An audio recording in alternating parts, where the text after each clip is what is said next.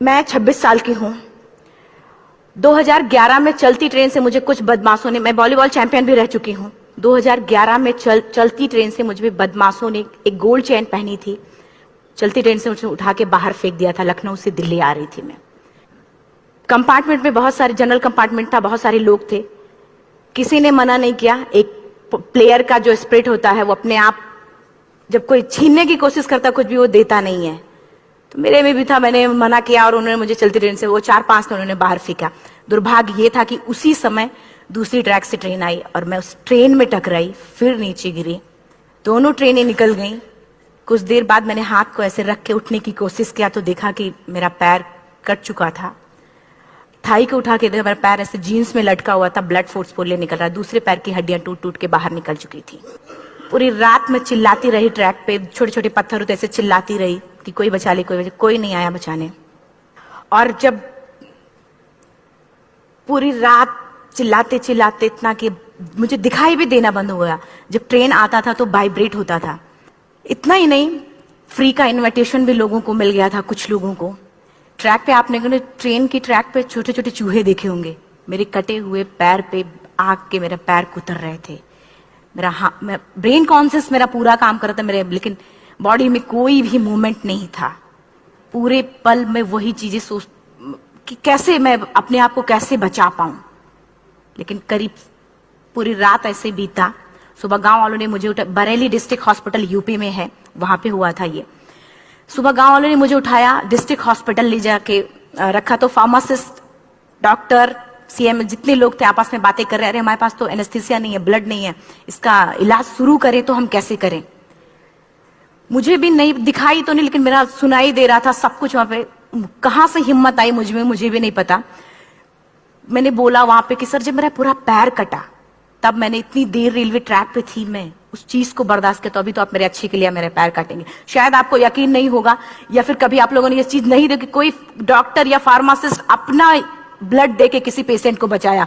मेरी इस बात को सुनने के बाद वहां के डॉक्टर और फार्मासिस्ट दोनों ने एक एक यूनिट ब्लड दिया और मेरे पैर को बिना एनेस्थीसिया अलग कर दिया गया। आज भी मैं उस दर्द को महसूस करती हूँ। जब भी मैं जब बोलती हूँ तब मैं वो चीजें महसूस करती हूँ। उसके बाद जब बात मीडिया में आई, लोगों को पता चला कि रिमा नेशनल प्लेयर है, KGMC king George medical college Lucknow में एडमिट करा, लखनऊ से फिर sport minister, AIIMS trauma centre Delhi. तब तक सब ठीक ठाक चल रहा था, प्लेयर होने की वजह से अच्छा ट्रीटमेंट मिलना शुरू हुआ।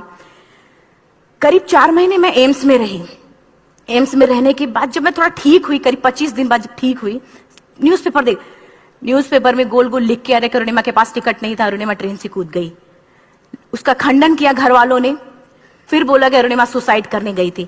जिस लड़की का शरीर का एक अंग कट चुका, पूरी जिंदगी का पता नहीं, व्हील चेयर है, बैसाखी, या पता, यहाँ तक कि मेरे स्पाइन में 3 फ्रैक्चर था, मुझे ये भी नहीं पता था कि मैं बेड से उठ भी पाऊंगी कि नहीं। अंदाजा लगाया जा सकता, सिर्फ अंदाजा लगाया जा सकता है कि उसकी दिलो दिमाग पे क्या चल रहा होगा, उस परिवार की क्या स्थिति रही होगी, जब जिस परिवार की एक यंग एज लड़की का इस तरीके का सिचुएशन हुआ हो। फिर भी कहते हैं कि जहां चाह होती वहां राह मिली जाती है। एम्स के हॉस्पिटल के बेड पे मैंने डिसाइड किया, क्योंकि अपनी बातें हम चिल्ला चिल्ला के करे, वो सिस्टम की इतनी हाई लेवल की बातें हो रही थी कि हम एक मध्यम वर्गीय फैमिली से थे, हम अपनी बातें चिल्ला चिल्ला के कह रहे थे, लेकिन कोई नहीं सुन रहा था। लेकिन कहते हैं मैंने अपने दिल, दिमाग, अंतरात्मा से ये चीज सोच लिया कि ठीक है, आज आपका दिन है, जितना चाहो बोल लो, एक दिन तो मेरा दिन आने वाला, मैं प्रूफ कर दूंगी कि मैं क्या हूं, मैं क्या थी, ये मैं प्रूफ कर दूंगी। हॉस्पिटल के बेड पे डिसाइड किया वॉलीबॉल लाइफ का सबसे टफ गेम करना है, तब मैंने माउंटेनिंग चुना।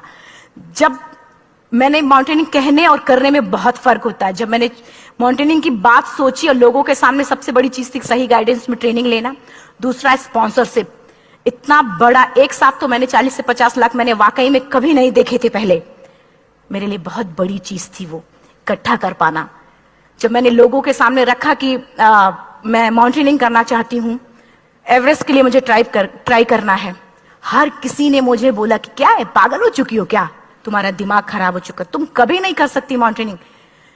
एक पैर आर्टिफिशियल है, दूसरे में रॉड है, और तुम्हारा दिमाग खराब है, स्पाइन में भी फ्रैक्चर है, तुम पागल होगे, चुपचाप कोई नौकरी करो, जीवन यापन करो।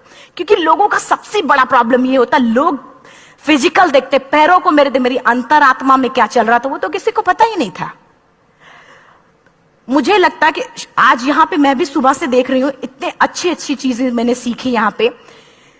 बहुत बड़े बड़े स्पीकर को शायद आप लोगों ने भी आज मैं भी आपको यहाँ पे कि चाहे जितना मोटिवेट करूं, चाहे जितना चीजें मैं बताऊं, लेकिन मुझे लगता है सबसे बड़ा मोटिवेटर कौन होता? आप खुद। जिस दिन किसी भी लक्ष्य के प्रति आपकी अंतरात्मा जाग गई, आपको कोई नहीं रोक सकता उस लक्ष्य को पाने में।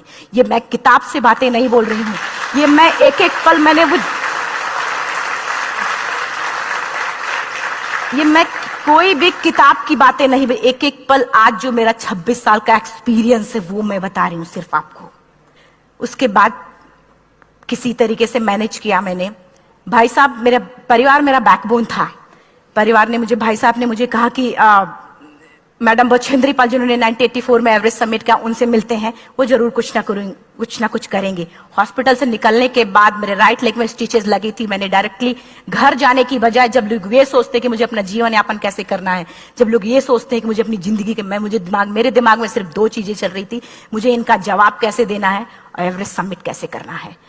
फर्स्ट तुरंत गए बछेंद्री मैम के पास। जब मिले, मैम ने फर्स्ट टाइम जब मुझे देखा तो उन्होंने कहा, अरुणिमा, उनकी आंखों में आंसू आ गए। उन्होंने बोला, अरुणिमा, तूने ऐसी हालात में एवरेस्ट जैसे दुरूह पहाड़ के बारे में सोचा तो तूने अपने अंदर तो एवरेस्ट फतह कर लिया, अब तो सिर्फ लोगों के लिए। मेरे परिवार को छोड़ के बाहर की पहली ऐसी महिला थी जिन्होंने मुझ पे भरोसा किया था कि हाँ अरुणिमा, तुम कर सकती हो। मेरे लिए वही बहुत बड़ी चीज थी। प्लानिंग भी कर ली, मैम भी मिल गई, सब हो गया। लेकिन जब उतरते हैं फील्ड में तब पता चलता कि हम क्या हैं। रोड हेड से मैं पहुंच गई। मैडम ने कहा कि ठीक है, तुम्हारे कहने, तुम्हारे सोचने से कुछ नहीं होगा, अरुणिमा, प्रूफ करो कि कर सकती हो। मैंने कहा बस एक मौका चाहिए मुझे। वाकई में जब मैं माउंटेन में पहुंची, रोड हेड से बेस कैंप लोगों को 2 मिनट लगता था, मुझे 3-3 घंटे लगते थे, क्योंकि मेरे राइट लेग की हड्डियां भी नहीं जुड़ी थी। लेफ्ट मेरा आर्टिफिशियल लग चुका था, लेकिन स्टंप एकदम रेड, उसका मतलब घाव एकदम नए थे। मैं अगर पैर रखती थी तो मेरे पैर से जोर से अगर दबा देती थी तो पैर से मेरे ब्लड आने लगता था। सारे लोग नॉर्मल थे वहां पे। हर कोई ये बोलता कि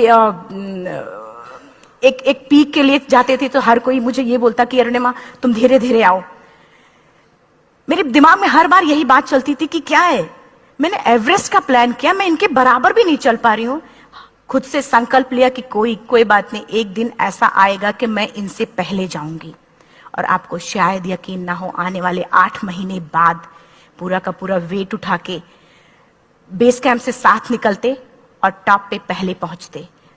ऐसे करके देखते थे कि अरे ये लोग तो पीछे। खुशी होती थी। उससे भी ज्यादा मुझे खुशी तब होना शुरू हुआ जब वो सारे लोग आके मुझसे ये पूछते, मैडम खाते क्या हो, बता दो, पैर नहीं है फिर भी कैसे चलते हो।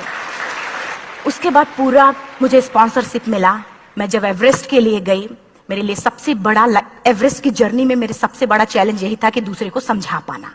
मैं नहीं समझा पाती कि भाई मैं कर सकती हूँ। जब मैं एवरेस्ट के लिए, शेरपा होता, शेरपा को जब ये बात पता चला कि मेरा प्रोस्थेटिक लेग है, आर्टिफिशियल लेग है, दूसरे में रॉड, बोला नहीं ले जा सकता, इसकी वजह से तो मेरी भी जान जाएगी।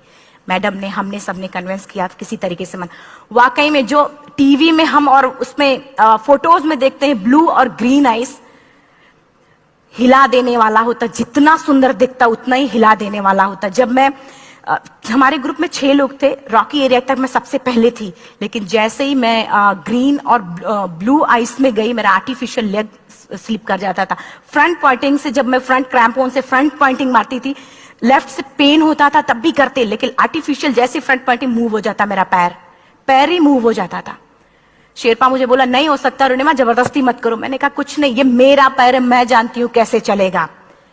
फाइनली 1, 2 बार, 3 बार करने, 4 बार, 5 बार होल हो जाता था। आइस थोड़ा टूट के निकलता था तो मैं वहां पैर रख के जाती थी।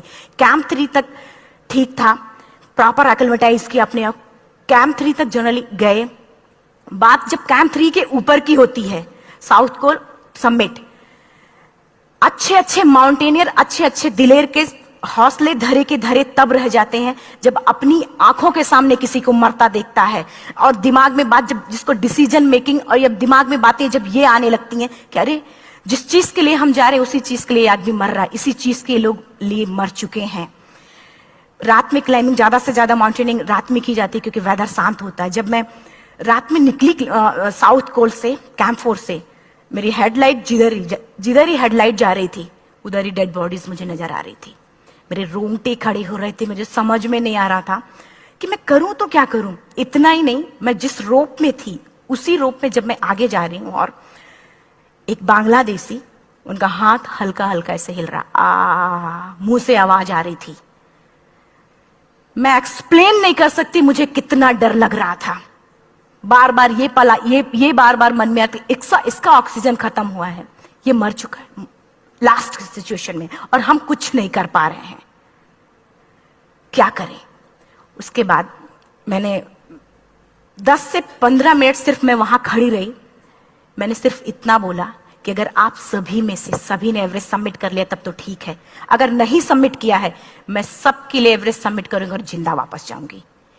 क्योंकि जैसा हम सोचते हैं हमारी बॉडी उसी तरीके से जनरेट करना शुरू करती है।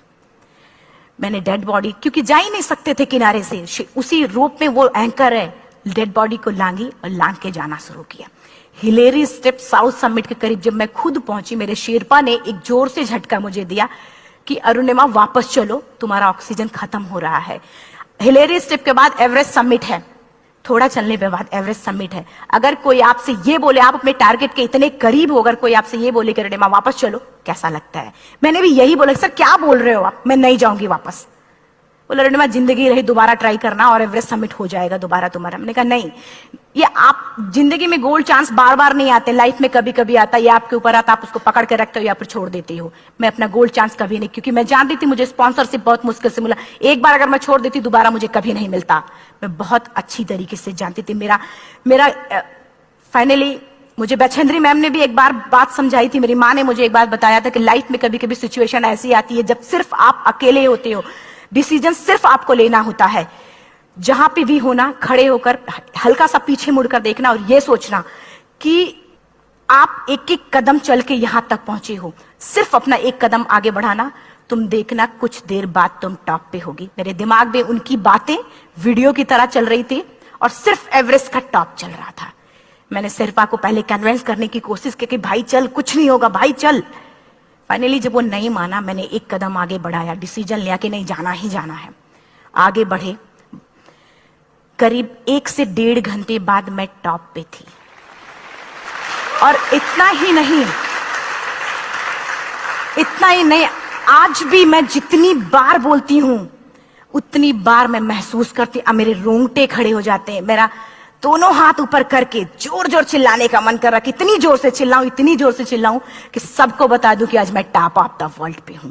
उन लोगों को बता दूं जो लोग ये सोचते हैं, लड़की, दूसरे विकलांग, तीसरे मिडिल क्लास में, जो लोग एक बार हार के फिर दोबारा लड़ना नहीं चाहते, जो लोग हारने के बाद सोचते हैं कि हम दोबारा कुछ कर नहीं सकते, उन लोगों को मैं चिल्ला चिल्ला के टॉप से बताना चाहती थी कि नहीं, आप सब कुछ कर सकते हो, सिर्फ एक सोच की विकलांगता, हैंडीकैप आदमी यहां से होता है, यहां से नहीं। अगर यहां से जो आदमी विकलांग है तो नॉर्मल आदमी भी विकलांग है, जो अगर यहां से विकलांग है।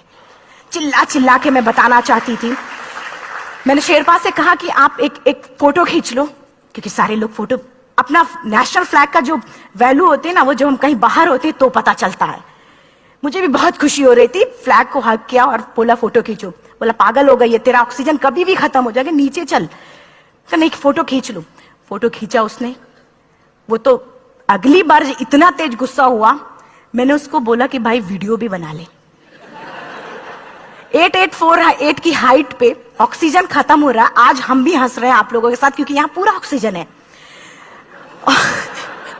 और 8848 की हाइट पे जब मुझे शेरपा, कोई भी शेरपा को बोलेगा भाई वीडियो बना, तो परेशान हो जाएगा, पागल हो चुकी, तू मर जा, यहां मैं जा रहा हूं नीचे। मैंने कहा नहीं, कुछ नहीं होगा, आप बनाओ वीडियो।